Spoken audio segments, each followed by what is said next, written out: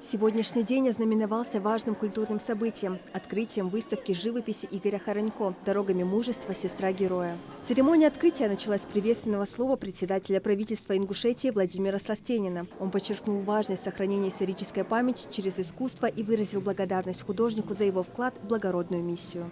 Этот год объявлен год 80-летия победы в Великой Отечественной войне над фашистской Германией и годом участия в СВО. Очень много наших земляков воюют сегодня на передовой. К сожалению, война не бывает без потерь.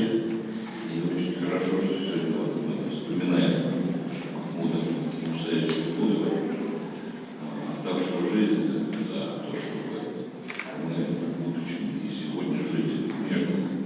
Да и все остальные погибшие наши земляки, они именно так поступили. Затем директор Государственной выставочной галереи Зарема Тумгоева вручила Игорю Хоронько диплом о проведении экспозиции. Прежде чем предоставить ему слово, мне бы хотелось вручить Игорю Борисовичу диплом о проведении выставки «Дорогами мужества. Сестра героя» Государственной выставочной галереи Республики Ингушетия. Экспозиция посвящена памяти настоящих героев Великой Отечественной войны и бойцам специальной военной операции. Картины передают дух военных лет, раскрывают внутренний мир солдат, показывают тяжесть испытаний, выпавших на долю народа. Именно поэтому выбор темы выставки был очевиден. Защитники Отечества заслужили вечную память и уважение. Зимой 2023 года, договорившись с командиром части, Игорь Хоронько сам лично, рискуя собственной жизнью, отправился в места боевых действий писать картины с натуры. Прочувствовав эту атмосферу, прожив жизнь солдат, художник перенес все на холсты. И мы ездили, я там писал, вот эти все маленькие, и зарисовки, это написанные в натуре, с натуры, вот, пленеры, которые там. Когда у меня холсты закончились, я сказал командиру, говорю, вот так, все.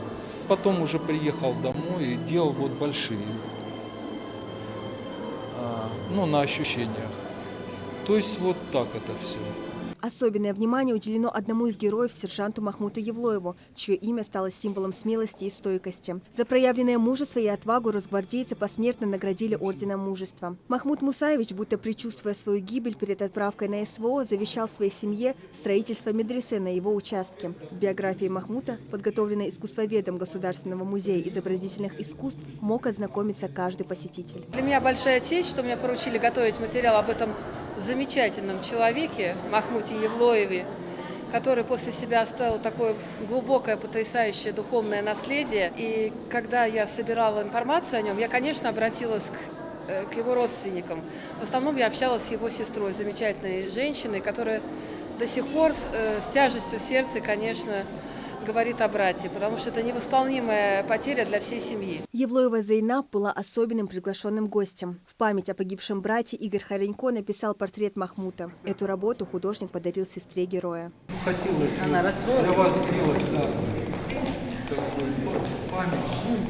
Он всегда Игорь Борисович провел небольшую экскурсию для присутствующих. Его работы вызывают глубокие эмоции и заставляют задуматься о ценности мира и человеческой жизни. Подобные выставки значимы для воспитания патриотизма и формирования культурного наследия страны, подчеркивает Зарема Тумгоева. Детям это интересно, свою историю надо знать, героев надо знать.